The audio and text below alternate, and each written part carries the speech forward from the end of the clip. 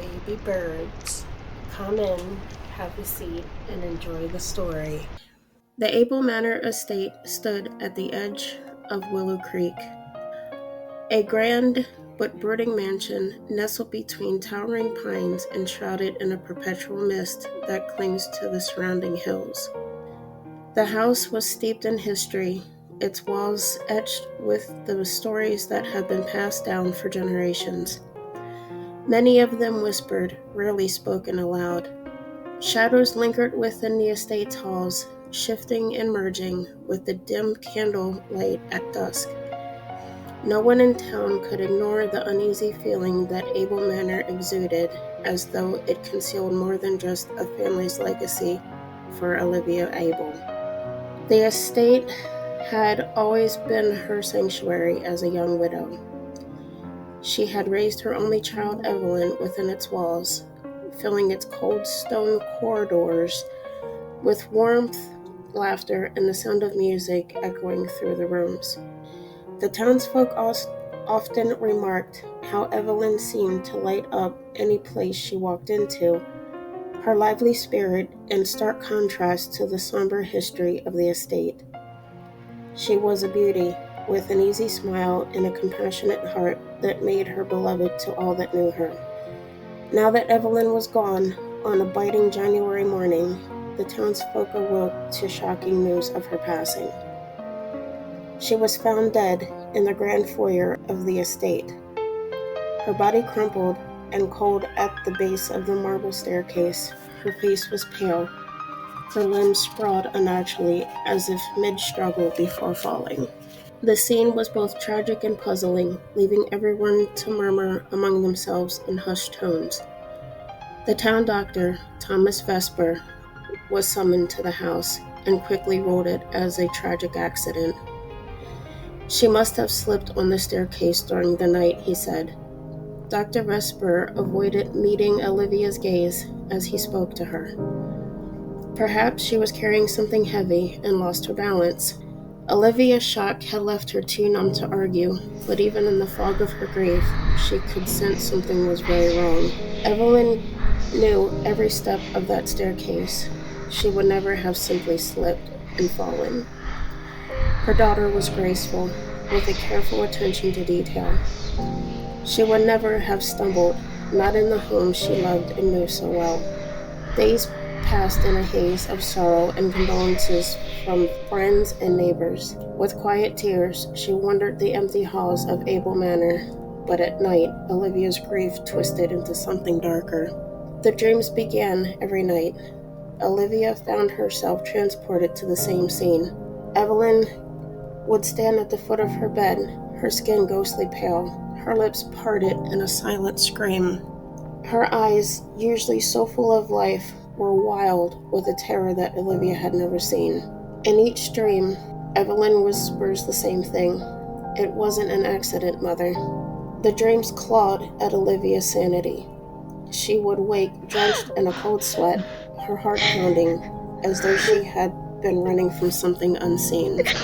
The last image of her daughter's ghostly face lingered longer and longer after she had awakened, filling her with an unshakable certainty that there was something that Evelyn needed her to understand, some hidden truth that had slipped through the cracks of the investigation. Olivia's grief began to harden into resolve, a fierce determination that seemed to burn hotter each night as her dreams grew more vivid, more urgent. The townspeople might have accepted the explanation of an accident, but Olivia couldn't, not with Evelyn's haunted look etched in her memory. She would not rest until she uncovered the truth behind her daughter's death. She knew exactly where she had to begin, with Chase Rhodes. Chase was the last person anyone in Willow Creek would suspect of wrongdoing. He was a prominent lawyer in town, a man with a brilliant smile and disarming charm that could melt the coldest of hearts. Tall, with stunning bright red hair that fell just above his eyes. He had a way of making anyone feel as if they were the only person in the room. Chase was admired and respected. His rise through the ranks of Willow Creek society had been swift and sure. but to Olivia, Chase had always seemed off. There was something about the way he looked at Evelyn, something possessive in his gaze, that though he regarded her as a prize to be won, rather than a person to be loved. Olivia recalled the time she had seen Evelyn's expression falter ever so slightly whenever Chase's voice grew sharp, the way she had brushed it off with a smile that seemed a little too forced. A mother's instinct sharpened by years of caring, and observing now, screamed that she had missed something vital. Olivia knew that a direct confrontation with Chase would be pointless. He was too clever, too practiced in the art of deception. She would have to be cautious, deliberate. Gathering evidence piece by piece would be tricky. She had to be careful. She began to probe quietly, speaking to colleagues who had known Chase before he came to Willow Creek. Each encounter painted a clearer picture of the man who had been at Evelyn's side. What Olivia discovered unsettled her deeply. Chase had a history of relationships that had ended abruptly, often under murky circumstances. Former friends, though cautious in their words, described him as controlling, with a fierce jealousy that often drove his partners away. There was even a whisper of a previous engagement to a woman named Marie, who had disappeared without a trace.